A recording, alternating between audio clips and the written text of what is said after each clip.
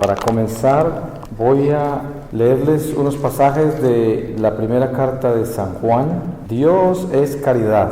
Carísimos, amémonos los unos a los otros, porque la caridad procede de Dios. Y todo aquel que ama es hijo de Dios y conoce a Dios. Quien no tiene amor no conoce a Dios, puesto que Dios es caridad. En esto se demostró la caridad de Dios hacia nosotros, en que Dios envió a su Hijo unigénito al mundo, para que por él tengamos la vida.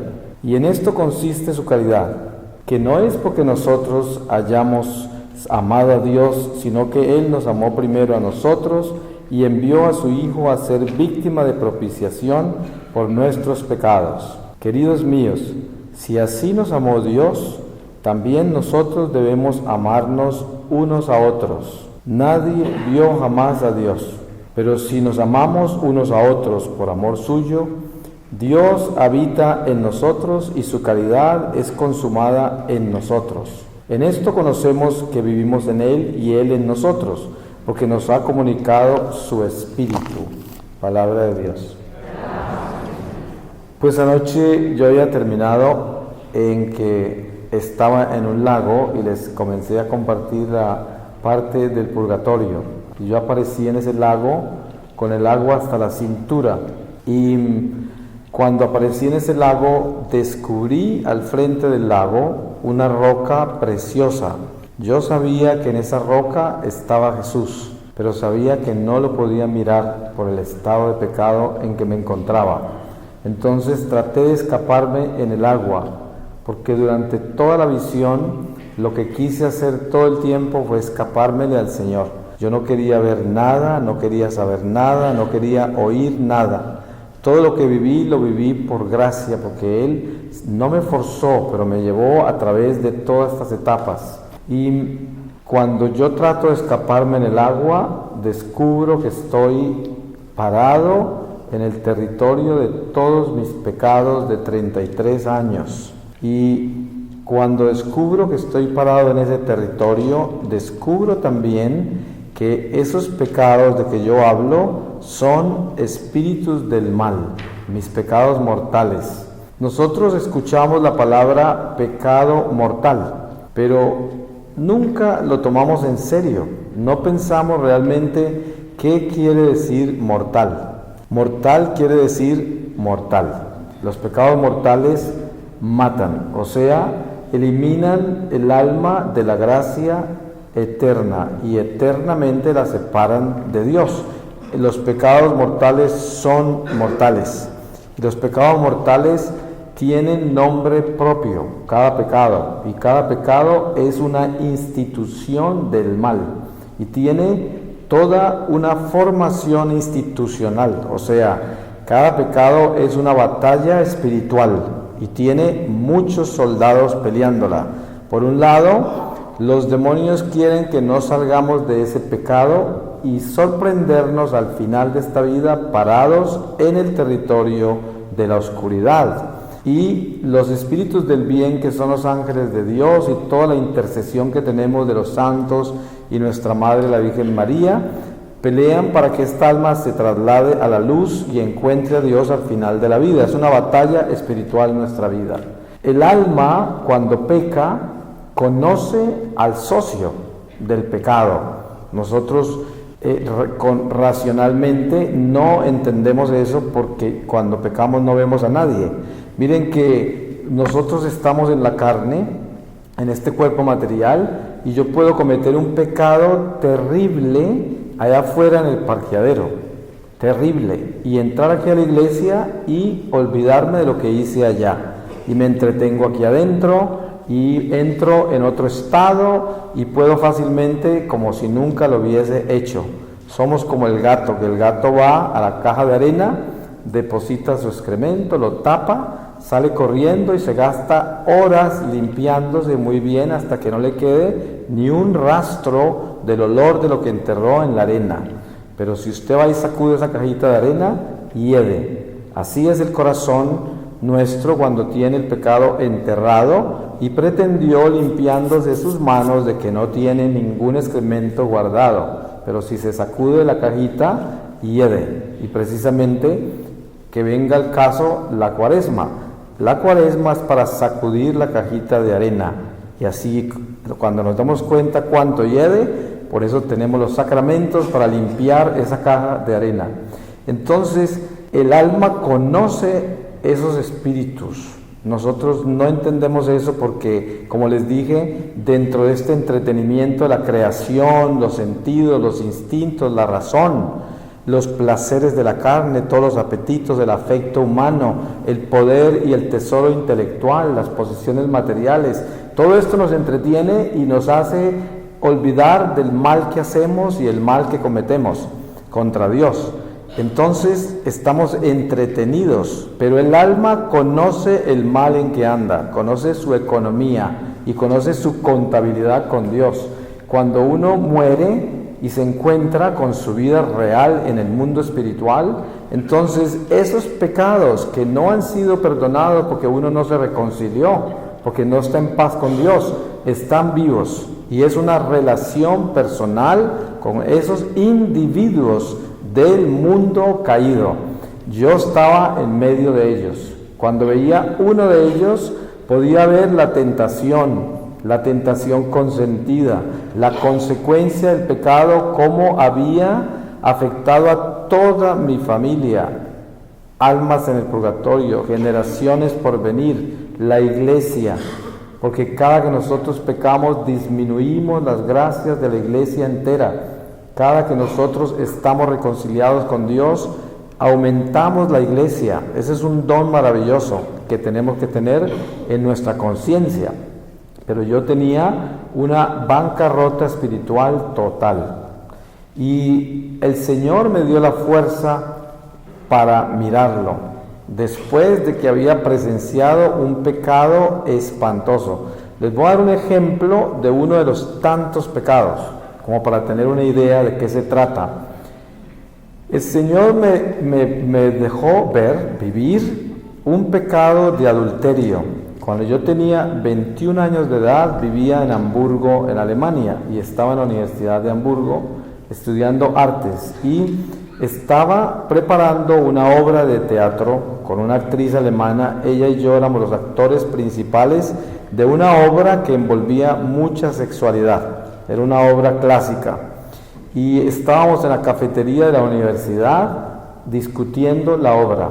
Durante esa conversación decidimos los dos consumar el acto sexual en el escenario, algo que era absolutamente innecesario. Nosotros lo justificamos con el arte, como si fuera algo que íbamos a exponer como parte de la intensidad y la dramatización de esa obra, nosotros pretendiendo ser mejores actores en esa forma. Pero el Señor, cuando me muestra esto, me muestra cómo el corazón estaba pervertido y lo que estaban buscando era vivir esa perversión y pervertir a los otros.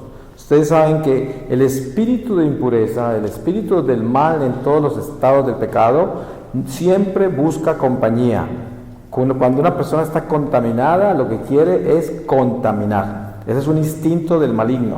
Entonces, yo veo esta escena tan horrible, en la cual encontramos muy bien escrito en la palabra de Dios, en el mismo Evangelio, de cómo cuando el hombre se casa, en el sacramento del matrimonio se une en uno solo, se vuelven uno solo los dos, en una sola carne. Por eso viene el don de la vida, que se abre a la procreación, porque de dos se forma esa unión con Dios para procrear.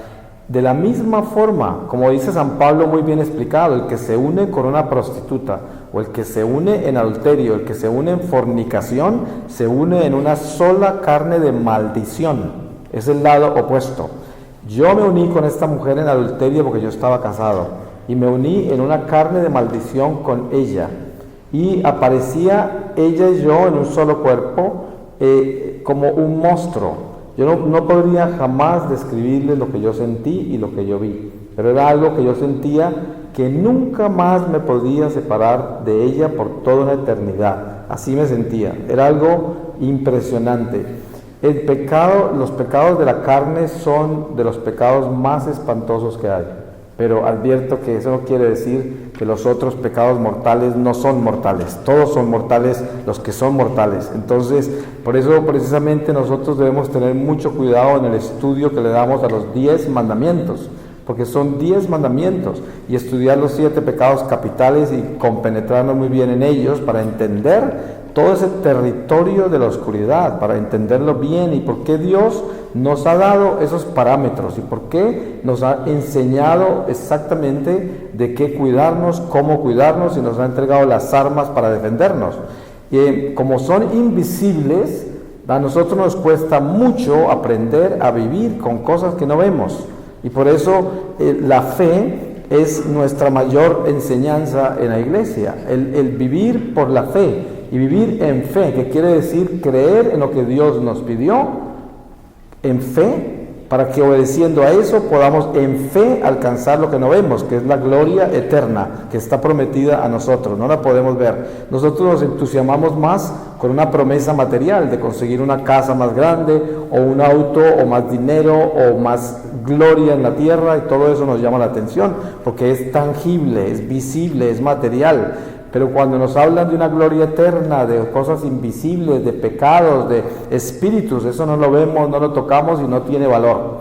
Por eso la fe es el llamado nuestro para alcanzar a darle valor a las cosas que no entendemos ni podemos ver.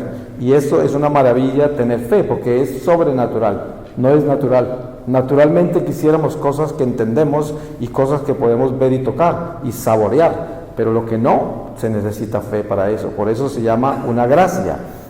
Entonces el Señor me dio la fuerza para mirar esa roca, y cuando miré la roca yo quedé completamente encandilado por esa luz que había en esa roca. Por eso yo les comparaba que era como si mirara el sol. Yo sabía que Jesús estaba en esa roca, pero sabía que no podía mirarlo y que nunca lo iba a ver. Sin embargo, el Señor comenzó lentamente a aparecérseme en esa luz, porque esa luz, toda esa luz era Él. Yo no le veía su rostro, solo le veía su cuerpo, pero estoy hablando de una persona en su divinidad, pero una persona con un cuerpo físico. Yo veía en Él maravillas que jamás podría describir en palabras, porque es imposible, pero encontré una persona.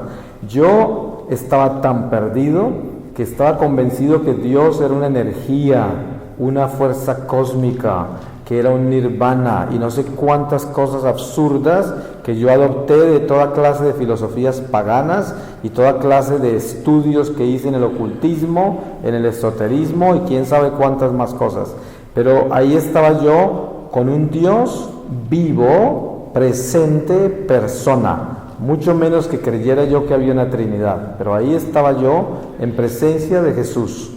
Seguramente que esa primera visión que tuve yo de Jesús fue la visión más ínfima por el estado de pecado tan horrible en que yo me encontraba. Sin embargo, yo les digo a la gente, si ustedes pudieran ver una gotica de la visión que yo tuve del Señor, pasarían el resto de sus vidas de rodillas, se los aseguro. Porque no hay absolutamente nada, absolutamente nada más grande y glorioso que lo que nos espera al final de esta vida en Jesucristo, si nosotros le obedecemos y caminamos con Él.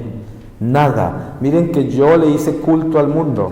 Mi más grande honor era honrar la tierra en todos sus sentidos. Adoraba la creación, las criaturas, el dinero, los placeres del mundo, fueron mi Dios. Y cuando yo encontré al Señor en esta revelación tan extraordinaria y regresé a mi vida natural, hasta el sol me parecía un bombillo ordinario, porque ya había visto la verdad, lo que nos espera. Todos estos dioses de la tierra se desmoronaron y después no quedó en mi corazón sino la verdadera luz, que es el Señor. Por eso no hay enfermedad, no hay prueba, no hay tribulación, no hay dificultad y tampoco tesoro en la tierra que pueda justificarse para cambiar a Dios por Él. Nada, porque si nosotros pudiéramos tener un verdadero sentido espiritual de la vida que nos ha dado Jesucristo, que nos ha dado el Padre en Jesucristo, pues entenderíamos de que somos seres inmortales, somos eternos. Y la transición entre esta vida y la otra es una transición, esa es la palabra, transición. O sea, nosotros no morimos. Este cuerpo que nosotros enterramos, nos lo devuelven perfecto en el juicio final. O sea que ni siquiera este cuerpo que enterramos se desaparece, ni siquiera. O sea que es tan grande el milagro para aquellos que creen, confían y obedecen a Dios, que nosotros, si entendiéramos esto bien, pasaríamos en el estado de santidad más grande por esta tierra, porque esta vida temporal es un instante en la eternidad. Y en este instante se pierden millones de almas porque se enamoran de esto y se pierden. Porque el diablo es un artista en hacernos enamorar de la vida temporal para robarnos la vida eterna. Es un cambio bien feo, porque nosotros nos enamoramos de esta temporalidad y le damos culto al materialismo, a todas las cosas visibles, tangibles. Vivimos por los sentidos de la razón y los instintos y olvidamos nuestra vida espiritual y así perdemos la gracia. Y esta es una tragedia. Entonces, el Señor, para poderme dejar ver su rostro, lo que hizo fue que me llevó a mi infancia. Y yo aparezco en mi infancia. Nosotros éramos 10 en mi casa.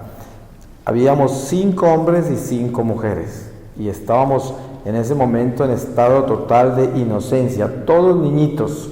Cuando nosotros éramos inocentes, por la mañana nos levantábamos felices y era una felicidad encontrarnos por la mañana. Celebrábamos eso cada día. A medida que fuimos perdiendo la inocencia, nos fuimos volviendo extraños unos con otros. Y ya comenzamos a pelear y empezamos a tener diferencias y ya no éramos tan bellos. Empezamos a volvernos feos y perdimos la inocencia. Pero el Señor me regresa a cuando éramos inocentes y empiezo a ver los rostros en el Señor, los rostros de mis hermanitos y hermanitas, uno por uno en su rostro. Y al final quedo en el rostro de Jesús como un niño. Así se me aparece el Señor primero, con un rostro de niño, porque Él siguió esa secuencia de mis hermanitos hasta que llegó a Él mismo. Pero al mismo tiempo me enseñó en su propio rostro que nosotros de verdad, y es absolutamente de verdad, somos creados en su imagen, porque yo aprendí, viendo lo que vi en el rostro de Jesús, que realmente nosotros vemos a Jesús en cada uno de nosotros. Ahí está, somos el espejo el uno del otro para mirar al Señor. Por eso es que debemos entender con mucha responsabilidad de que esta vida es sagrada y que este cuerpo es un templo de verdad. Que este cuerpo tenemos que cuidarlo porque es un tesoro, es un regalo muy grande que Dios nos dio, el don de la vida. Y por eso el mal lo quiere pervertir, lo quiere dañar, lo quiere degenerar, lo quiere hacer toda clase de cosas para alejarlo de Dios, convertirlo en un vaso de oficios inmundos. Y por eso Dios quiere que nosotros descubramos esta belleza tan grande que Él nos ha dado, la vida. La vida es algo inmensamente precioso y lo debemos cuidar como un tesoro. Este es un vaso sagrado y Dios es tan grande que a pesar de nosotros hacer de este cuerpo una miseria total, un cuerpo desacrable, Él nos lo vuelve a hacer nuevo cuando nos arrepentimos, nos lo limpia otra vez, nos vuelve a dejar enteritos, nos hace nuevos. Es increíble lo que ha sucedido con Jesucristo y lo que es la reconciliación, nos hace nuevos y quedamos sin huellas de nada de lo que pasó, porque así es, el Señor nos lleva a un estado de reparación del pecado tan grande que nos devuelve todo el estado original.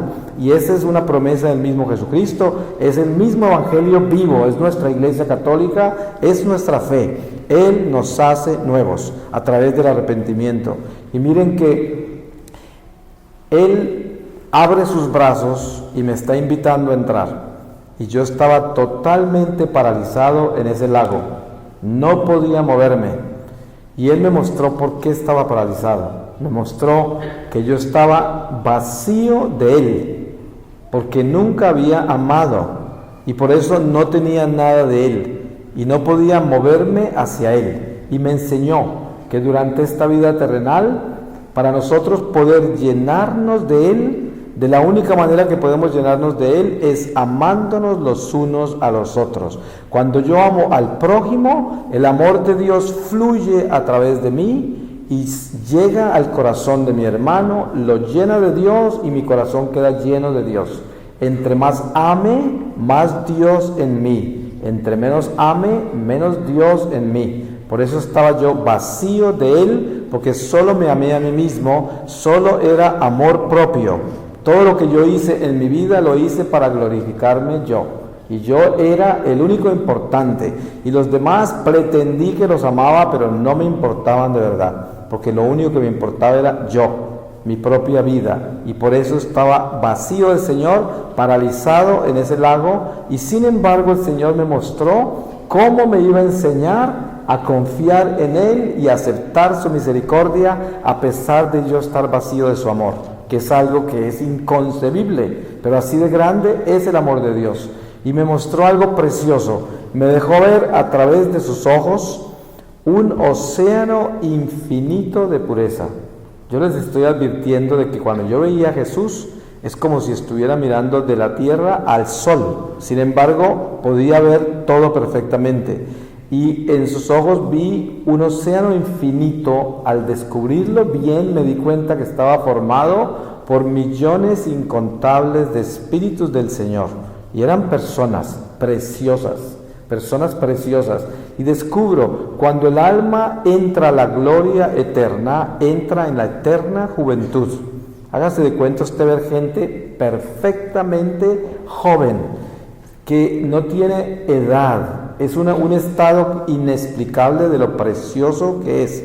Y además un don muy grande. Nosotros, a la imagen que hemos sido creados hoy, estas facciones que yo tengo, estas facciones que usted tiene, las tendrá eternamente, solo que serán perfectas. Por eso siempre nos reconoceremos, pero vamos a estar en un estado tan superior que no tiene nada que ver con la carne ni la sangre.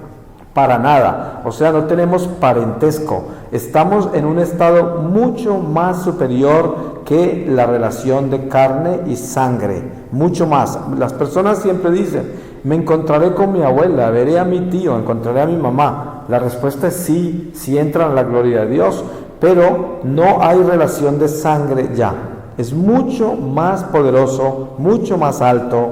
Jesús nos dio una idea, cuando Él hablaba de San Juan Bautista, decía, Juan Bautista ha sido el profeta más grande que ha habido y que habrá. Sin embargo, el más pequeñito en el cielo es más grande que Juan. Y con eso nos dio a entender que la gloria que nos esperaba no tenía ni comparación con lo más grande y más santo que pudiera haber en la tierra. Y esto es una idea. Entonces, de pronto, Él me muestra un regalo maravilloso, que es la Virgen María. Y ahí me encuentro yo con una persona dentro de los millones de personas que habían en sus ojos, en su reino. Y esta persona es una persona preciosa, con una autoridad de humildad y de pureza tan inmensa que yo no podía mirarla, porque si alguna cosa yo no tenía, era humildad o pureza. Entonces miré hacia el agua para escapármela a ella. Y cuando miré hacia el agua, se me apareció en el agua. O sea, ella se mueve a mi estado, ese estado en que estoy yo tan terrible, y ahí se me aparece y me muestra que es mi mamá y que nunca me ha abandonado y que nunca me va a abandonar. Y yo no era capaz de aceptar eso, porque yo estaba parado en medio de todos mis pecados de 33 años y estoy viendo la persona más preciosa que ustedes se pueden imaginar. Estoy hablando de una criatura humana, no estoy hablando de Jesús, porque cuando hablo de Jesús hablo de la divinidad que está por encima de la misma belleza. Pero hablando de una criatura, ella era una criatura tan preciosa, y encima de eso veía algo muy peculiar, que era Jesús con un cuerpo físico, ella con un cuerpo físico. Eso no lo veía ningún otro. Entonces había algo muy especial. Ella, a través de su vientre, yo descubrí que era como un bebé en ese vientre y que iba a nacer al Señor a través de ella. Y todo lo que salía de mi corazón hacia Jesús pasaba por su vientre. y lo que venía del Señor y del cielo hacia mí, venía por dentro de su vientre, y a través de ella vi maravillas de los coros angelicales, el poder de la sangre de los mártires que corre desde la sangre del agua que brotaron del costado del Señor a través de todos los siglos hasta que Jesús regrese. Todo este camino cristiano está pavimentado en el martirio de aquellos que han entregado la vida por el Señor, porque el martirio no es solamente perder este cuerpo físico, el martirio es entregarle la sangre, la vida a Dios y renunciar al mundo. Ese también es un nivel de martirio. Entonces el Señor me mostró todo esto y a través de la Virgen María me regresó a mi cuerpo, y cuando yo regresé en esa cueva mis sentidos, pues sabía que me había pasado algo enorme. Los guerrilleros me sacaron de la cueva muy pronto y yo sabía que era una persona transformada, porque la noche anterior yo quería asesinarlos a cada uno de ellos cuando me sentenciaron a muerte. Y esa mañana después de la visión con Dios, ya sabía que no eran ellos los malos y yo el bueno, sino que todos éramos malos y en peligro de condenarnos. Y sabía que no me iban a creer si les contaba lo que había vivido. Entonces viví 5 meses y medio más secuestrado. Todos los días del secuestro le imploraba a Dios que no me dejara morir sin confesarme, y le ofrecí todas las torturas físicas y psicológicas que sufrí durante ese tiempo en reparación por mis pecados. A los 6 meses ocurrió un inmenso milagro. Los guerrilleros entraron en una confusión terrible porque pensaron que el ejército ya estaba encima de ellos y se entraron en pánico y me enviaron con 4 de ellos a huir por la selva todo el día. Ellos se esparcieron todos por la selva y al anochecer llegamos a una carretera en la selva. Ellos me dijeron que caminara derecho por esa carretera sin mirar para atrás, y yo estaba convencido que me iban a fusilar porque yo estaba sentenciado a muerte. Esa fue la caminada más larga de mi vida, pero ahí me abandonaron sin ninguna explicación. Obviamente que ya sabemos cuál es la explicación, porque eso fue un milagro y Dios tenía un plan, solo que nunca me lo imaginaba. Después de eso, después de una lucha, me recoge un autobús y no me querían llevar porque tenía la barba casi hasta el pecho, la misma ropa deshecha que usé en 6 meses que no me cambié, estaba como un esqueleto, parecía un loco que salió del monte. No me querían llevar, pero al final me llevaron de regreso a la civilización y mi familia me encuentra. Cuando me recuperé físicamente un poco, me fui a confesar en un monasterio de franciscanos con el abad, que era un sacerdote italiano, que más adelante resulta ser mi director espiritual. Tuve una confesión muy larga, regresé a California, inmediatamente regresé a la iglesia, y en la iglesia pues yo me enamoré locamente de la iglesia católica, descubriendo los tesoros tan inmensos. Al leer el catecismo y las escrituras encontraba confirmación de todo lo que viví en mi experiencia mística, y yo sabía que estaba en la casa del Señor, que esta era su iglesia y que aquí era donde yo pertenecía, pero no sabía que tenía una misión, y viví 2 años en silencio sin hablar de mi experiencia mística. A los 2 años, estando de visita en Bogotá en una Semana Santa, un domingo de Ramos, ese domingo tuve una experiencia con Jesús en una iglesia en Bogotá, y ahí el Señor, en una forma que nunca podría explicar, pero durante un segundo, durante el ofertorio, viví una experiencia con Jesús en la que me mostró toda mi misión, y me mostró que yo había nacido para esta misión, que Él me iba a llevar por todo el mundo, que la misión apenas iba a comenzar, y yo tenía 49 años en ese momento, que apenas iba a comenzar la misión, y que todos los sitios donde me iba a llevar los tenía escogidos, las personas que me iban a escuchar las había escogido por nombre propio, y así salí de esa iglesia confundido sin entender nada. Me fui a buscar al franciscano donde me confesé la primera vez, le conté todo y me explicó que si todo eso era de Dios, no me preocupara, que Dios se encargaría. Y claro, salí más confundido todavía de allá, pero así fue. Unos pocos meses después, en la forma más sencilla como Dios hace todo, esta misión se abrió y yo comencé a dar testimonios, dejé mi carrera artística, mis 2 hijos ya eran 2 hombres independientes, yo soy viudo desde hace muchos años, el Señor tenía un plan perfecto.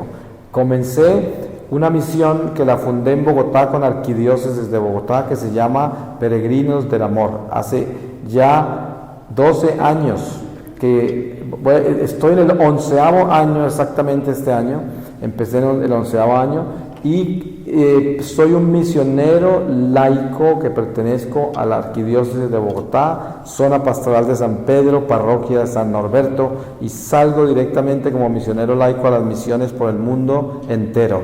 En diciembre pasado completé 90 países visitados. He perdido la cuenta de la cantidad de lugares donde he estado y continuaré haciendo esto hasta que el Señor lo permita, porque yo no pienso que haya más nada importante en esta vida que llevarle a Dios a la gente y decirle a la humanidad que se despierten, porque esta vida es un instante en la eternidad, como les decía antes, y es tan importante descubrir el valor de lo que estamos haciendo.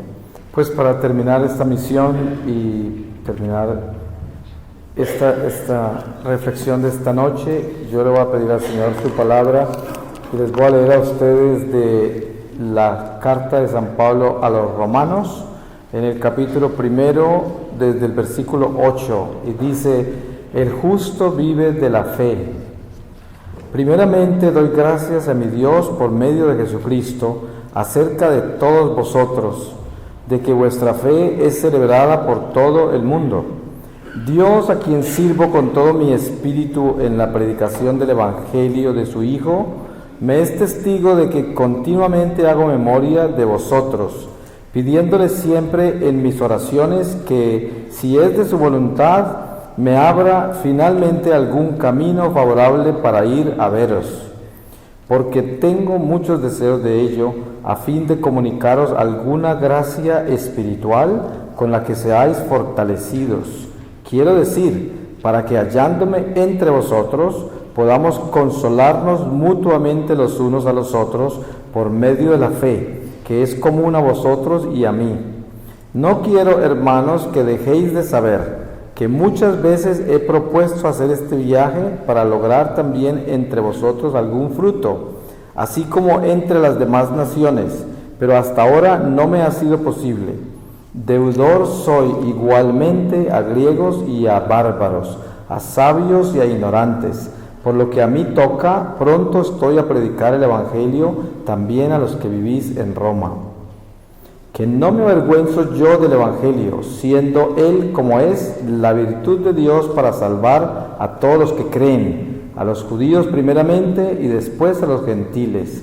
Y en el Evangelio es en donde se nos ha revelado la justicia que viene de Dios, la cual nace de la fe y se perfecciona en la fe, según aquello que está escrito: el justo vive por la fe. Palabra de Dios. Pues precisamente hablando de la fe, como empezamos al principio del final de ese testimonio esta noche, hablamos de la fe y de creer en lo que no vemos, de aceptar lo que no entendemos, porque Dios dice que es así y no lo entendemos, pero precisamente el sentido de la fe comienza así. Cuando nosotros miramos la historia sagrada con cuidado, nos damos cuenta de misterios tan grandes como San Juan, el apóstol del amor como se conoce, que llegó hasta los pies de la cruz, el único, y era el más jovencito. Y nos preguntamos, muchos dirán, sí, porque iba de la mano de María. Pues sí, es verdad que el apoyo de María y las mujeres santas de Jerusalén tuvieron que jugar un papel muy importante en Juan llegar a los pies de la cruz. Pero también nosotros hubieran podido aprender de la mano de María, los demás apóstoles. Había algo más, había un ingrediente más ahí, ese ingrediente del amor que tenía que ver con la fe. ¿Y qué tiene que ver con eso? San Juan no había recibido el Espíritu Santo todavía. O sea, no tenía la fortaleza para morir por su amo, no la tenía todavía. Sin embargo, él fue prendido a su maestro en el amor, sin entender nada. Él sabía que Jesús era Dios. Si alguien sabía, era Pedro, Juan y Santiago, porque lo habían visto transfigurar, lo vieron convertirse en Dios, cuando aparece con Moisés y Elías en ese monte, en la transfiguración, y sabían que era Dios. No entendía cómo él se dejaba matar de sus propias criaturas que él creó con sus propias manos. ¿Cómo lo va a entender? Eso es imposible de entender. No entendía nada. Sin embargo, con él se fue hasta la cruz sin entender. Se murió al frente de él y no entendió nada, pero nunca se fue de su lado. Y esto es el compromiso del amor y la fe. Tienen que estar juntos. ¿El matrimonio de qué se hace? De eso. A veces un esposo no entiende al otro, nada, no le entiende nada, pero se queda con él porque lo ama. Y hay cosas que no entiende ni entenderá nunca, pero está prendido de él porque está prendido de otra cosa, no de sus defectos, sino del amor, no de lo que no entiende, sino del amor. Y ese es el amor. Entonces, para llegar a la fe, hay que entender ese es el amor, hay que entenderla. El amor es así, es incondicional cuando es amor de verdad, porque no condiciona y perdona todo lo acepta, no juzga nada. Y es tan importante tener esa realidad del amor clara en nuestra vida, porque teniéndola clara en nuestra vida, encontramos el magnífico regalo de la fe, porque la fe la encontramos en esa concepción pura del amor. La fe es: yo creo en Jesucristo. ¿Por qué creo en Él? Porque Jesucristo ha sido revelado por el mismo Padre y anunciado por todos los profetas de antiguo, y ha llegado, se ha encarnado, se ha aparecido entre nosotros. Lo vieron cientos y cientos de testigos, lo vieron por 33 años. Lo vieron entre nosotros como criatura. Son documentos sagrados que no se pueden negar. Lo vieron más de 500 personas ascender al cielo, como lo testifica el mismo San Pablo. En el momento que San Pablo testificó sobre eso, decía que habían muchos que estaban todavía vivos, que él conocía, que habían estado presentes cuando Jesús ascendió al cielo, al frente de todos ellos. Y todos estos testimonios son una realidad. Si nosotros eso todo lo aceptamos en fe, sin haberlo visto, sin entenderlo, porque ¿quién puede entender que Jesús vino, se encarnó, que es Dios el que nos creó a nosotros, se hizo criatura, se dejó matar por nosotros mismos, luego se murió, resucitó, ascendió al cielo, luego se le apareció a San Pablo después de que se subió al cielo, y luego se le apareció a tantos, y continuó Él en esa presencia que se nos ha aparecido a tantos de nosotros a través de los siglos, porque el Señor está vivo y vive entre nosotros y es una realidad. Entonces la fe es creer eso, creerlo, y si creemos en eso, también debemos creer en lo que Él nos pide que hagamos. Ese es un compromiso muy serio, y el compromiso más serio en lo que Él nos pide que hagamos es de que tenemos que entender de que debemos consumir su carne y su sangre, o sea, vivir unidos al misterio eucarístico. Yo estoy hablando de católicos en este momento. Nosotros somos católicos y tenemos un llamado como católicos. Somos hijos sacramentales, somos vasijas eucarísticas. Nosotros estamos hechos para eso. Si Moisés le estuviera hablando a los levitas, a los descendientes de Aarón, a los sacerdotes, les hablaría de la misma forma, porque ellos habían sido escogidos dentro de las 12 tribus para hacer eso, para ser vasijas que llevaban el tesoro del arca de la alianza y cuidaban del altar y cuidaban de todos los ritos que Dios había establecido entre ellos. Ahora nosotros somos la nueva tribu de Leví. Nosotros somos los nuevos sacerdotes. Cada uno de nosotros, por el bautismo, se nos ha enseñado en nuestra iglesia que somos sacerdotes, profetas y reyes. ¿Por qué reyes? Porque nosotros pertenecemos al reino de Dios. Y el reino de Dios es un reino que se nos ha sido heredado a nosotros. Y nosotros no caminamos como mendigos por la tierra. Si nosotros somos hijos de Dios, nosotros no tenemos cuenta con el diablo, y el diablo no nos puede cobrar a nosotros ningún peaje, no nos puede cobrar impuestos, no nos puede cobrar nada, porque nosotros no tenemos negocios con él y nosotros somos los propietarios del tesoro que Dios ya nos dio. La vida nuestra tiene poder sobre las cosas naturales cuando nosotros somos verdaderos herederos y actuamos como herederos de Dios. Entonces, todo este misterio de la fe descansa en aceptar yo profundamente mi vida sobrenatural. Yo que vivo en esta vasija natural de este cuerpo físico y que vivo en este mundo natural, de este mundo material, debo Debo trascender a lo que veo y a lo que siento y a lo que entiendo, a lo que no veo, ni siento, ni entiendo. Debo trascender en fe. Y para trascender a eso, acudo a mi unción sobrenatural de los sacramentos. Los sacramentos son los que me dan la unción sobrenatural de vivir lo que no entiendo y de obedecer lo que no veo y de tener una esperanza en algo inexplicable, como es la gloria de Dios, y vivir basado en eso, que para el hombre del mundo sería como una ilusión, pero no para nosotros, porque para nosotros es una esperanza verdadera de un hecho real prometido por un Dios real, por un Dios vivo, un Dios que existe, que no es un sueño ni una idea, es una realidad. Y es más, un Dios que está aquí en este sagrario, el mismo que nos creó. Y ahí está en su trono, y es nuestro Señor, y es el que nos creó con sus propias manos. Ojalá que nosotros al decir estas palabras sintiéramos hasta en el fondo de nuestro ser lo que estamos diciendo, lo sintiéramos.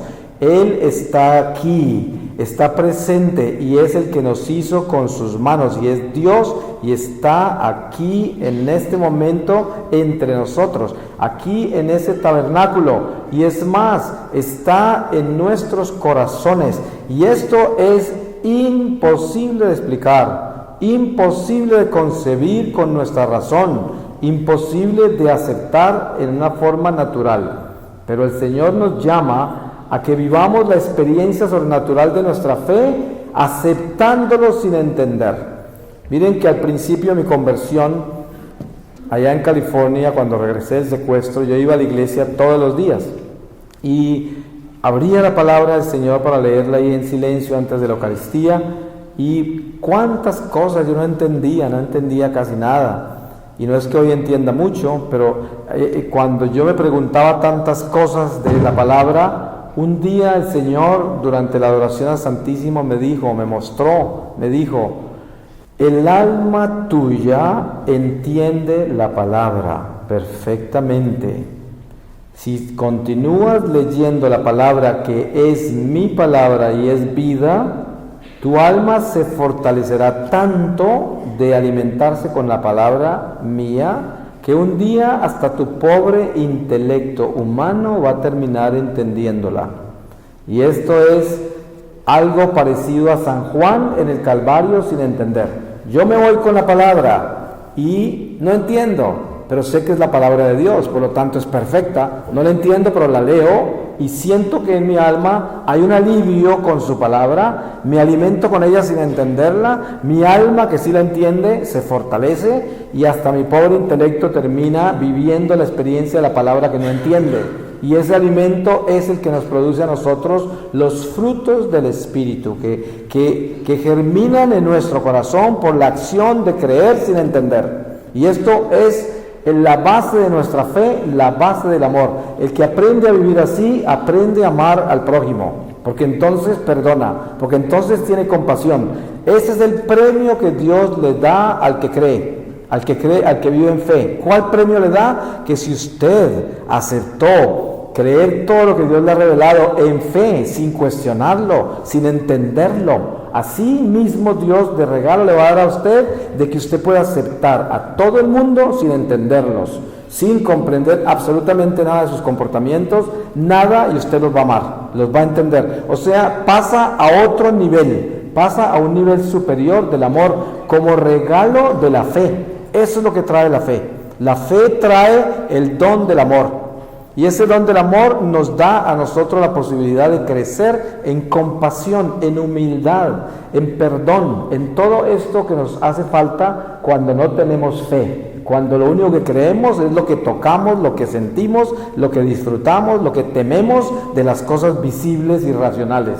Y este es un ser simplemente mortal, ahí no hay un ser espiritual. Pero por eso San Pablo pide que nosotros seamos personas del Espíritu y no de la carne, para que podamos vivir la experiencia de Dios en el alma, para que nosotros podamos convertirnos en personas espirituales. Mire que estamos en Cuaresma, somos católicos. Es increíble ver cómo hay católicos que se atreven a venir a comulgar a estas alturas de la vida con todo lo que sabemos, a venir a comulgar sin confesarse. Yo les aseguro una cosa, yo me uno con San Pablo y seguramente ustedes han leído esta palabra de San Pablo que dice: no te atrevas a venir al altar del Señor a comer de este pan, o sea, de la Eucaristía, si no estás preparado, porque te comes tu propia condenación. Y es una realidad. Si ustedes supieran el crimen tan atroz que es comulgar sin prepararse, no se atreverían a tocar ese pan, no se atreverían, porque es algo tan inmensamente grande y poderoso que uno debía estar en éxtasis y preparado profundamente para llegar a esa comunión. Desafortunadamente hay mucho católico desnutrido espiritualmente, lleno de soberbia y que ha diseñado su propia religión y están convencidos, están protestantizados y ahora vienen a recibir el pan con esa soberbia y no creen que se deben confesar.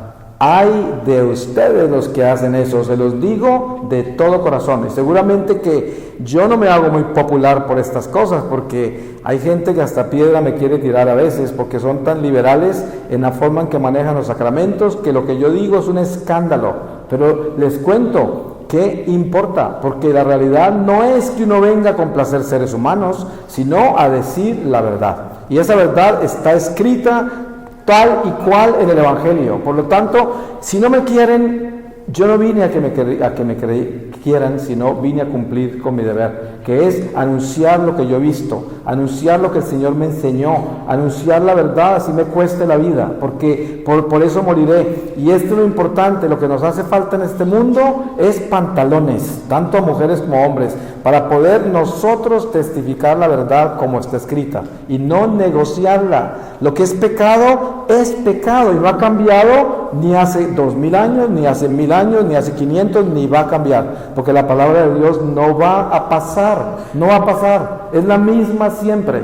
Usted ha visto que hay gente que dice, la iglesia debía cambiar, debía adaptarse a los tiempos, los sacerdotes se debían casar, los no sé cuántas, no sé qué, las monjas quieren ser sacerdotes, los otros quieren ser no sé qué, los otros traen numerología a la iglesia, hacen yoga en las parroquias, hacen cosas de paganos, cantidades de cosas absurdas, cosas que no tienen por qué ser parte de nuestra fe. ¿Y qué sucede con todo esto? Esto es un descalabro, se desnutre nuestra iglesia y perdemos el norte de Dios. Yo le digo, nosotros tenemos que entender que nuestra iglesia es santa, nuestra iglesia es iluminada por el Espíritu Santo, tenemos un catecismo que está escrito perfectamente ilustrado por el Espíritu Santo y que es nuestra guía y no podemos negociarlo, no hay ningún cambio. San Pablo dice muy claramente, aunque venga un ángel del cielo y cambie una sola palabra de cómo está escrita la ley de Dios, maldito será lanzado al fuego, aunque sea un ángel del cielo. O sea, nadie puede cambiar la ley de Dios. Por muy jerárquica que sea la persona en la iglesia, si a usted lo invita a pecar, usted no puede pecar con esa persona porque los dos se van para el infierno. Porque el hecho de que una persona esté en jerarquía en la iglesia no puede invitarlo a usted a pecar, ni a cometer un sacrilegio. Usted debe conocerse su catecismo. Si usted viene a consultar algo sobre un pecado, le dicen que no es pecado sabiendo que es pecado, pues ¿quién tiene el problema? Usted mismo que sabía que era pecado. Y esto es lo importante con la confesión. Cada pecado mortal tiene un ángel caído de guardián, un ángel caído, jerarquía demoníaca. Y si nosotros no nos confesamos, estarán con nosotros encadenados a nosotros. Solo la iglesia, por el sacramento de la absolución, tiene poder para desencadenarnos del diablo. Nada más. Mire que Jesús le dio las llaves del cielo a Pedro y le dijo, todo lo que ates en la tierra quedará atado en el cielo. Le dio poder a los apóstoles para perdonar pecados o retenerlos. O sea, en la iglesia dejó el intermediario. Satanás solo le obedece a la iglesia para poder liberarnos a nosotros del pecado. Usted solito, entrando a la iglesia y pretendiendo confesarse directamente con Jesús, El diablo no le va a obedecer.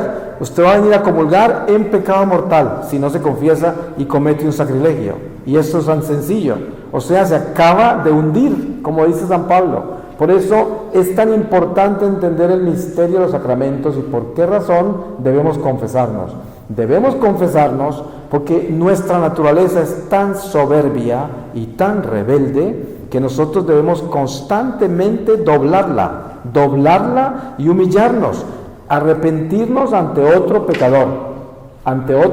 Ustedes saben que tanto como yo puedo estar confesándome con un sacerdote santo, puede que me esté confesando con un sacerdote que no es tan santo, pero la diferencia ¿cuál es? Ninguna, porque ese sacerdote tiene la unción sacerdotal para perdonarme los pecados y me puede desatar y el diablo le tiene que obedecer, porque es como un médico del alma y él me puede curar a mí, me puede liberar.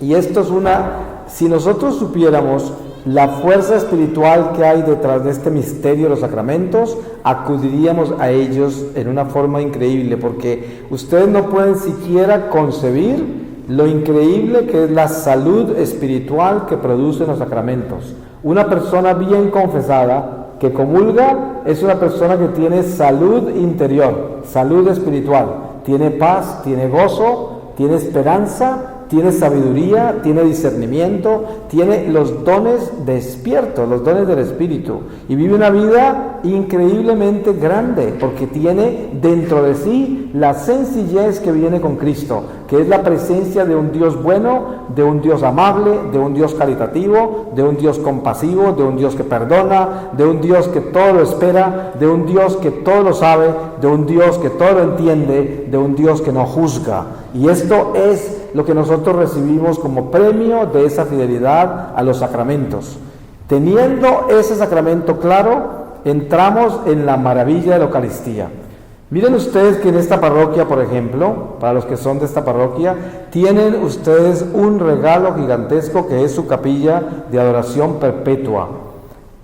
El territorio espiritual, místico del tabernáculo, es un poder inmenso que Dios le da a la Iglesia para la salvación de las almas. Y nosotros somos los instrumentos que proveemos esa salvación. Nosotros somos unidos con Jesucristo, los instrumentos para completar la economía de la salvación, que es un plan perfecto de Dios. Un número exacto de almas entrarán al reino de Dios antes de que regrese Jesucristo.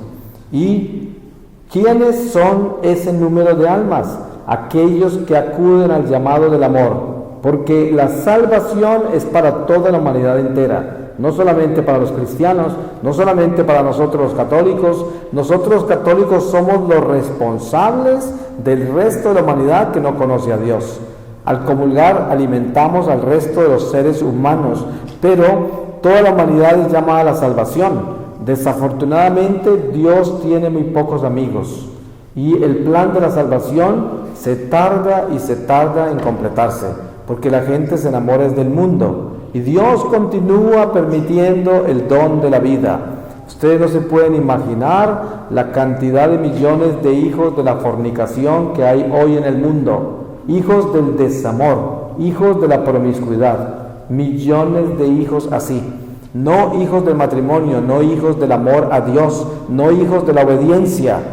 Eso no quiere decir que esos hijos están malditos, porque ustedes saben que en Jesucristo encontramos la gracia de que nosotros no llevamos el pecado de nuestros antepasados siempre y cuando seamos fieles a Dios. O sea, yo no llevo las maldiciones del pecado que cometieron mis padres si fue que me procrearon en pecado mortal, siempre y cuando yo sea fiel a Dios. Sin embargo, el mundo está tan lleno de gente que son hijos de la promiscuidad, que por eso nacen con esos vacíos tan increíbles afectivos, sin amor, el mundo del desamor, y de ahí viene la violencia, de ahí viene tanta cosa horrible que tenemos hoy. Entonces, para entender ese misterio de la Eucaristía, debemos localizarnos en un lugar muy importante, que es en la realidad eucarística de nuestro corazón. Creo yo, desde el fondo de mi alma, con todas las fuerzas de mi ser, que Jesús está vivo en la Eucaristía. Eso es muy importante definirlo dentro de nosotros. Porque miren, si usted observa con cuidado la gente cuando va a comulgar, usted se sorprenderá de que muchas de esas personas no están preparadas ni creen que Jesús está vivo en la Eucaristía. Les cuento una anécdota. En una oportunidad hice una estadística para DWTN hace unos años atrás en California, y éramos 2 sacerdotes y yo. Nos recorrimos varias parroquias los domingos en diferentes ciudades de California, y a la salida de la Eucaristía entrevistábamos personas y les preguntábamos, perdóneme, ¿usted me podría decir un poco sobre la primera lectura? El 90% de las personas que entrevistamos no se acordaban. ¿Usted se puede imaginar la cantidad que es eso? Ahora les preguntamos sobre el Evangelio, llegamos, curiosamente el Evangelio se acordaban un poco más. Había ya un 50-60% que se acordaba, el resto no sabían, y la mayoría habían perdido casi todo el ritmo de la Eucaristía. No sabían ni siquiera por qué el Padre se viste de verde o de blanco o de rojo, por qué se viste de morado, ni idea por qué el altar de la iglesia está de un color o del otro, ni idea. Todas estas cosas, no sabían tantas cosas, no sabían cuántos doctores tiene la iglesia, no sabían. No sabían que existe un libro que se llama La Doctrina Social de la Iglesia, tampoco sabían. Imagínense, ¿cómo hace usted para saber cuál es la posición que tiene la Iglesia con el aborto? ¿Cuál es la posición que tiene la Iglesia con la eutanasia? ¿Cuál es la posición que tiene la Iglesia con los embriones de células de no sé qué? ¿Cuál es la posición que tiene la Iglesia con el divorcio, con esto, con aquello? Tantas cosas que vivimos hoy en nuestra sociedad. ¿Cómo hace usted para saber? ¿Qué debe pensar un católico? ¿Cómo debe vivir un católico si no conoce la doctrina social de la Iglesia? ¿Cómo hace?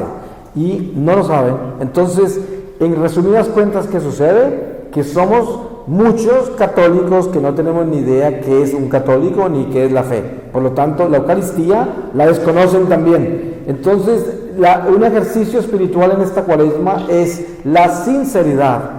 Este es un ejercicio de Cuaresma radical, importantísimo. Sinceridad. Una sinceridad que tenga la suficiente humildad para que sea de verdad sincera, para que sea sincera en el sentido espiritual de la palabra, no una sinceridad humana que es aquel que confiesa sus cosas por conveniencia. Entonces se vuelve tan expresivo de sus cosas, pero porque sabe que con eso se descarga al otro. No hablo de eso, porque eso es un defecto, esa no es una virtud. Estoy hablando de la sinceridad, que es realmente colocarse en un plano de sentir lo que yo soy y expresarlo como tal, lo que yo verdaderamente soy. Creo yo verdaderamente de que Jesús está vivo en la Eucaristía. Creo yo, siento yo en mi corazón una necesidad inmensa por ir a comulgar. Siento hambre eucarística, tengo hambre de Dios, hambre del pan de vida, lo tengo. Si yo no tengo eso, esta Cuaresma va a ser la gracia más grande de ustedes. Porque si usted es tan sincero que se atreve a reconocer lo que usted es, Dios le dará una gracia. Esa será una gracia de Cuaresma. ¿Y cuándo llegan las gracias? Llegan ahorita, no llegan ayer, y mañana no sabemos si Dios nos la va a dar. La gracia es hoy. ¿Y cómo llegan las gracias? Cuando el hombre abre su corazón, nada más. Dios no obliga. Ustedes leen los pasajes del Evangelio y Jesús siempre le pregunta al paralítico, al ciego, al leproso, al mudo, al sordo, les pregunta, ¿qué quieres? Así les pregunta. Él no se impone en nadie. Y este enfermo dice, si tú quieres, dame la vista. Y el Señor dice, sí quiero, queda sano. Hay que acordarnos, nosotros debemos querer y el Señor quiere saber qué es lo que queremos. Entonces, si yo hoy, en esta Cuaresma, le digo, Señor, yo quiero tener hambre de ti. Yo quiero sentir esa Eucaristía en mi vida. Yo quiero crecer en esa reverencia absoluta por la presencia tuya en ese pan. Y quiero que me des esa gracia, Señor, porque no la tengo, porque nunca he sentido hambre eucarística, porque no he tenido la verdadera honra a tu presencia en Eucaristía, porque creo que tú estás vivo en Eucaristía. Tiene que ser. Porque ¿cómo es posible que esté tan frío a ella? ¿Cómo es posible que ni me preparo bien para venir a recibirla? ¿Cómo es posible? Algo no está bien conmigo. ¿Y cómo es posible que no tenga paz, que no tenga gozo si soy tan católico y vengo tanto a la iglesia? ¿Cómo es posible que pierda la fe tan fácil? ¿Cómo es posible que me llene de ira y le falte la caridad al prójimo tan fácil? Algo está mal conmigo, necesito ayuda, Señor. Dame la fuerza para fortalecerme con esta Eucaristía, pan de vida, para que así mi alma pueda amar, para que así mi alma te pueda obedecer. Porque la gracia y la fuerza espiritual que trae la Eucaristía es precisamente la fortaleza para nosotros vivir en el amor de Dios y obedecerle. Eso es. Fíjense en que el catecismo dice que Dios nos creó por tres razones. Eso es lo que nuestro catecismo de la Iglesia Católica nos enseña.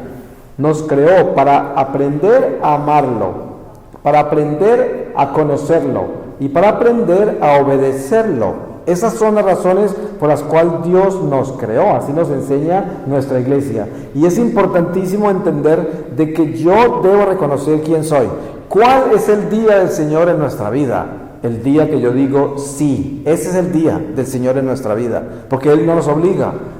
La Virgen María dijo sí, le preguntó, le mandaron a preguntar con el ángel, le preguntaron, le pidieron permiso. Esto es, y el Señor a cada uno lo invita en la misma forma. Hoy nos está pidiendo permiso el Señor desde este mismo tabernáculo y dice, ¿qué quieres? ¿Qué quieres? Y si yo digo, Señor, yo quiero tener pan de vida, quiero tener vida en tu pan, quiero que me des hambre eucarística, quiero que con esa Eucaristía yo pueda transformar mi vida. Quiero entender cómo transformarme a través de la reconciliación y que ese sacramento, la confesión, se convierta en un arma poderosa con la que me defiendo del diablo y de mis debilidades. Porque ustedes saben una cosa muy importante, el diablo no tiene poder, nada, absolutamente ningún poder. Hay gente que cree que es muy poderoso, no tiene poder, ya fue derrotado por Jesucristo. Entonces, ¿por qué hablamos de cuidarnos de Él? Porque Él tiene el poder que yo le doy. Así de sencillo. ¿Qué tan poderoso es el diablo? Cuánto poder le dé yo.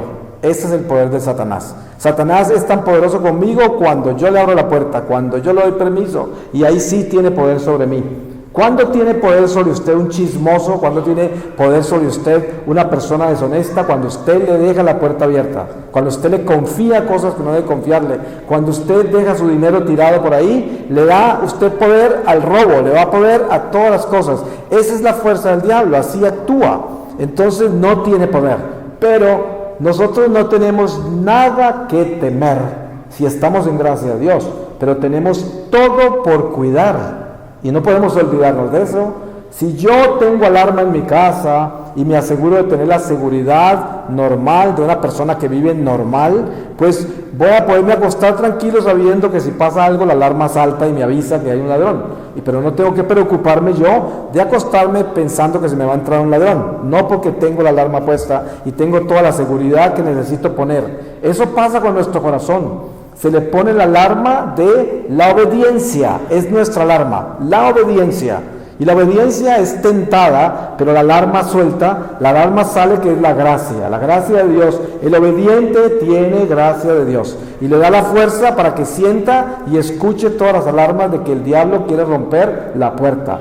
Entonces, la Eucaristía es nuestro llamado más grande. En esta Cuaresma nosotros debíamos hacer el esfuerzo tan grande de implorarle a Dios que nos dé esa verdadera vida eucarística para que seamos esos verdaderos católicos, instrumentos de la salvación de las almas, que seamos pescadores de hombres. Miren ustedes la diferencia entre el Hijo de Dios y el Hijo del Diablo. El Hijo de Dios pesca, es un pescador. ¿Sabe qué hace el Hijo del Diablo? Caza. Es un cazador. El diablo es un cazador. Vive con una red atrapando almas. Y el Hijo de Dios es un pescador. Son la diferencia entre una cosa y la otra. Una persona diría lo mismo. La pesca y la caza son la misma cosa.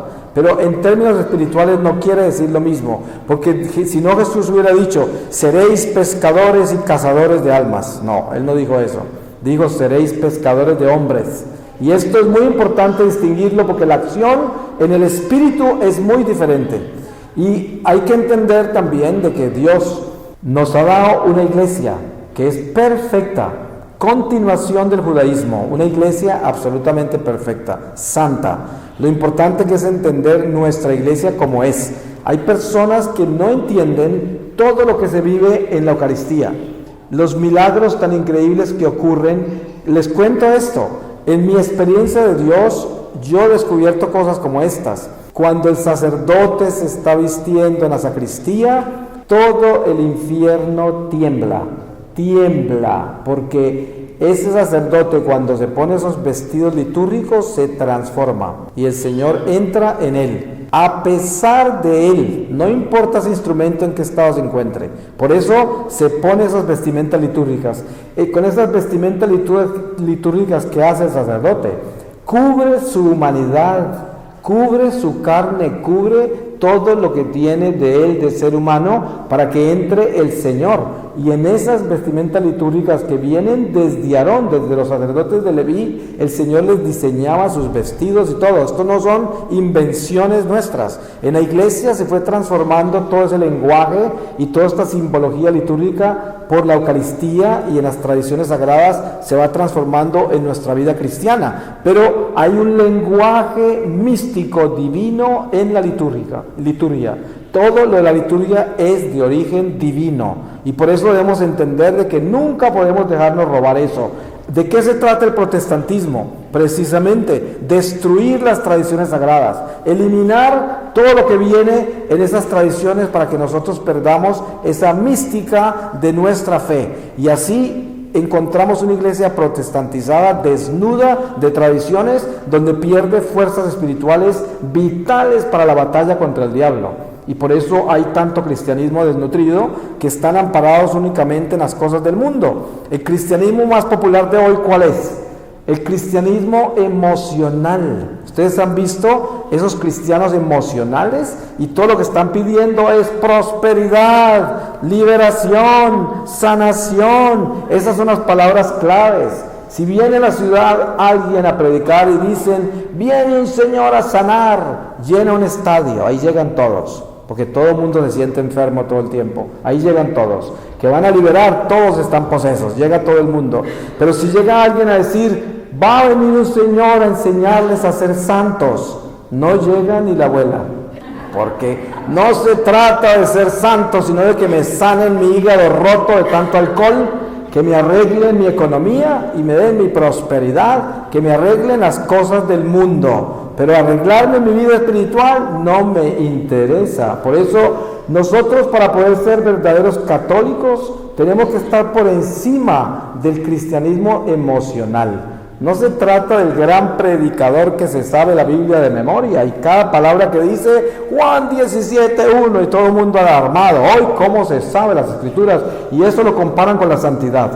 Y miren ustedes que en una de las tentaciones del desierto, el diablo mismo le cita al Señor un salmo, le dice, se lo lleva al pináculo del templo de Israel y le dice al Señor, salta, que está escrito que si saltas los ángeles te ampararán y no te dejarán tropezar con ninguna piedra. Él cita la palabra de Dios. ¿Y qué quiere decir eso? Gran predicador, que es el diablo, pues se lo estaba citando al mismo Dios. Entonces, conocerse las Escrituras de memoria, ser el gran predicador, eso no es señal de santidad ni de dones de ninguna clase. El diablo se conoce las Escrituras de memoria. Por eso hoy no podemos deslumbrarnos con estas cosas del gran predicador, de cómo se conocen las Escrituras. Eso no quiere decir nada, porque lo más importante es que nosotros pertenecemos a una iglesia santa con tradiciones sagradas, y nosotros, viviendo la sencillez de nuestra fe católica, viviremos la santidad, porque así llegaremos al cielo. Si yo soy el simple católico sacramental que entiende el misterio eucarístico, que sé que debo prepararme, pero fervorosamente, con una disciplina increíble para venir a recibir ese pan eucarístico, que debo contribuir a la luz de esta ciudad, de esta comunidad, de mi familia, viniendo a acompañar al Señor. Ustedes saben, usted quiere saber ¿Cuál es el regalo más grande que usted le puede dar a su familia entera, a su comunidad entera, a su nación, a todos los estados de su vida? Venga a adorar al Santísimo. Ya estoy hablando de esto después de tener en cuenta el misterio eucarístico de la Santa Misa, pero venga a adorar al Santísimo. Cuando usted viene a adorar al Santísimo, en una horita que esté ahí, pasan maravillas, porque usted en esa hora detiene cosas gigantescas que hubieran podido ser terribles en su familia, ayuda a almas en el purgatorio, detiene el mal en su vecindario, hace cosas que usted ni se puede soñar. El Señor me mostró con claridad que el Santísimo, la adoración al Santísimo, es igualito que estar en Getsemaní. Los 3 apóstoles favoritos del Señor los tiene el Señor a un tiro de piedra, dice la palabra, o sea, muy cerca, y los tenía para que lo acompañaran. Y vino a hablarles 3 veces, y entre esas partes que les habló les decía: no se duerman, no son capaces de pasar ni una hora conmigo. Y es que Él estaba pidiéndoles que estuvieran allí como instrumentos de reparación ante el Padre Celestial, para que Él pudiera salvar más almas de las que Él veía en esa copa que le ofrecían tomarse, que ya se iba a tomar, que era su propia pasión, de las almas que se iban a condenar hasta que Él regresara en la segunda venida. Y eso lo atormentaba. Y ahora somos nosotros los llamados a Getsemaní. A nosotros nos llaman para que estemos ahí en el Santísimo y estemos preparados para hacer reparación para el Señor, para que estemos ahí y el Señor pueda salvar almas con nuestra presencia, porque somos testigos. Pero acordémonos de algo: todo esto que estoy hablando yo, de la única manera que puede ser real es si yo estoy en amistad con Dios, si yo estoy en gracia de Dios. Porque ¿qué me gano yo con estar en este templo y con venir al Santísimo si vivo en pecado mortal? Y hay gente que vive así y pretende ser un amigo de Dios. Y mire, léase con cuidado a San Juan. ¿Y qué dice San Juan? El que vive en pecado es un enemigo de Dios. Así se venga para la iglesia 24 horas. Si usted vive en pecado mortal, no es amigo de Dios. ¿Por qué vive la gente en pecado mortal? Por conveniencia humana. Porque se acomodan los unos con los otros y prefieren vivir en pecado que ser amigos de Dios. Y no quieren sacrificar sus apetitos humanos, sus conveniencias humanas, a obedecerle a Dios. Hay gente que vive del robo, de la mentira, resentidos, el odio, no perdonan, viven envidiosos de todos los demás, viven en unión libre, viven en pecados de todos los niveles y pretenden ser hijos de Dios. Pero les aseguro, por mi experiencia de Dios, yo sé de que para ser hijo de Dios se necesita ser un hijo fiel, obediente a Él. Es de la única manera. Y miren que sin importar qué pecado tan horrible yo he vivido y en el qué pecado estoy, Dios no hace acepción de personas. Él nos perdona a todos, sin importar qué crímenes ha cometido usted. Cuando usted viene al Señor, Él lo perdona y lo hace nuevo, y le da una vida nueva, y le da la paz que solo viene de Él. Y la paz solo viene cuando yo soy obediente a Él. Entonces, ingrediente número 1, para yo poder recibir este don eucarístico tan inmenso que es, cuando tengo conciencia y le imploro a Dios hambre eucarística. Ingrediente número 1, la obediencia. La obediencia. Tenemos que tener obediencia. Ustedes se dan cuenta que un religioso, un sacerdote, un laico consagrado, hacen votos. Oímos hablar de votos. Y entre los votos que hacen algunos es el voto de pobreza. Y uno se pregunta, ¿qué es eso? Normalmente un voto por eso uno diría, pues no tocar ya las cosas materiales, dejar el mundo, dejar las cosas de la carne, la sexualidad y todo esto, y dejar la familia y todo esto, y entonces ya, entregó el mundo. Pero no, es mucho más que eso. El voto de pobreza es entregar la sangre también, la sangre. En nuestra sangre bullen y hierven todas las pasiones, y hierven todo un territorio humano en mi sangre.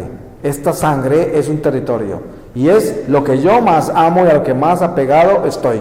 Si yo no entrego esta sangre al Señor, nunca seré pobre espiritual. Y entonces, ¿De qué me gano yo? Es como 1 Corintios 13 en el himno a la caridad, nos enseña sobre el amor, sobre la caridad, y dice, entre otras cosas, ¿de qué me gano yo con entregar todo, dar todo, si no tengo amor? ¿Y cuál es el amor? El amor es que yo tengo que entregar también mi sangre al Señor, y todas mis pasiones las tengo que entregar, todo este territorio humano que yo quiero defender, lo tengo que entregar. Y ahí viene la pobreza espiritual. ¿Quién es el pobre espiritual? El que no reclama territorio propio, sino que vive como un servidor del Señor. O sea, que vive en la viña del Señor trabajando y no reclama propiedad sobre la viña ni propiedad sobre su trabajo. Vive pobre, es un pobre espiritual. Ese es el que tiene a Dios, lo tiene en todo, porque Dios lo gratifica por su humildad, por su espíritu de servicio, por su entrega total. Entonces, yo diría, para concluir esta reflexión esta noche y esta misión, que si yo pudiera compartir con ustedes lo más grande que yo he descubierto en mi iglesia católica después de esta experiencia mística que he tenido con Dios y durante estos 11 años de apostolado como misionero por todo el mundo dentro de la iglesia católica, les digo, todos los profetas, todas las tradiciones sagradas, todo el misterio de la encarnación del Señor, todas las enseñanzas, toda la teología de la iglesia, las ciencias religiosas, todo descansa en la Eucaristía. Ahí descansa. Esa es nuestra verdad. Ahí está. Usted quiere vivir la fe con toda la fuerza, vuélvase un católico eucarístico. Y para eso necesita encontrar los sacramentos vivos, la reconciliación, confesarse de verdad, renunciar al pecado con todas las fuerzas de su alma, su corazón, su mente, todo su ser. Eso no quiere decir que ya va a dejar de pecar, porque el diablo lo puede tumbar en algún lado, pero si usted habita esta vida terrenal con la intención de superar sus debilidades, es como si ya las hubiera superado ante el Señor. Porque miren lo que pasa con San Pablo. San Pablo nos da un ejemplo de la misericordia, que es esto. 3 veces le preguntó al Señor que le quitara ese aguijón que tenía en la carne. No explicó qué era, pero era algún defecto o algo horrible, porque él decía un demonio que llegó directamente del infierno a atormentarlo. Y el Señor solo le dijo, mi gracia te basta, y no se lo quitó. Con ese aguijón lo hizo humilde, porque si San Pablo no hubiese tenido ningún defecto, hubiese sido el superapóstol y no hubiera tenido compasión con nadie. Y el Señor lo mantuvo así amarrado. Moisés era tartamudo y cuando el Señor lo mandó a hablar con el pueblo, él dijo, yo no puedo. Dice, no, es que tú no hablas, habla tu hermano. Entonces, des en cuenta la maravilla de la pedagogía de Dios. Y esto pasa con nosotros. A veces hay defectos nuestros, debilidades nuestras que no podemos superar durante esta vida y tenemos que seguirlos confesando. Tenemos que seguir. Eso nos hace humildes, nos hace humillar, nos hace dar cuenta de que somos débiles, que tenemos toda clase de limitaciones e imperfecciones. Y ese arrodillarnos y arrepentirnos y confesarnos, eso nos hace grandes espiritualmente. Con esto no quiero decir de que justificamos el pecado, no. Yo quiero decir de que hay defectos en nosotros que no podemos superar así nomás. Y el Señor de repente permite que esos defectos sean los que nos van a purificar. Pero le aseguro que si usted detesta ese defecto, y ese defecto es su más grande tormento y su más grande confesión todo el tiempo, al final de esta vida el Señor lo llevará directo a la gloria, porque Él sabe que usted no quería ese defecto. Y ese mismo defecto lo superó, a pesar de que tenía ese tormento siempre, pero el Señor sabía que usted no lo quería, que usted lo rechazó. Y eso es lo que le importa a Dios, que usted deteste su pecado. Eso no quiere decir que lo superó, pero que usted lo deteste. Esa es la misericordia. Pues yo le doy gracias a Dios por todos ustedes.